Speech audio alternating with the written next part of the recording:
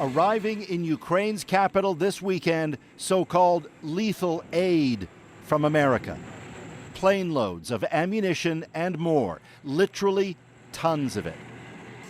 In the United States, Joe Biden at Camp David talked strategy with his security team. We've given Russia two paths. There's a path of diplomacy and dialogue. From Secretary of State Antony Blinken today, as those tens of thousands of Russian troops continue to mass at Ukraine's border, the most direct warning yet to Russia. If a single additional Russian force goes into Ukraine in an aggressive way, as I said, that would trigger a swift, a severe, and a united response from us and from Europe. But as Ukrainians brace for potential war, hints that Europe may not be as united on this as Blinken would like to suggest. Germany's chancellor today urging the U.S. to maybe ease up on threatening tough sanctions on Russia.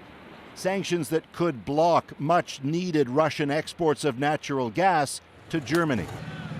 And a further ratcheting of tensions about the larger intention of those Russian forces. With an accusation from the UK, Russia's planning a coup and wants to replace Ukraine's government with leadership that's pro-Russia. We're standing shoulder to shoulder, saying there'll be very serious consequences if Russia takes this move to try and invade, but also install a puppet regime. Russia slammed the allegation as disinformation.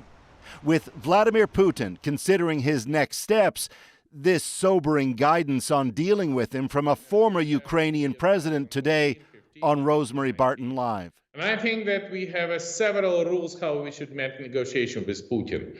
Point number one, don't trust Putin. And now, Paul, on top of all of that, we have these new and troubling warnings from the U.S. government. What should we be making of those? Hey, Ian, yeah, a number of developments this evening. Certainly in the language from the State Department tonight, the U.S. is indeed telling families of staff at its embassy in Ukraine to now leave the country. And non-essential staff are being told they can leave if they want to. American citizens tonight are being told not to travel to Ukraine because of tensions along the border.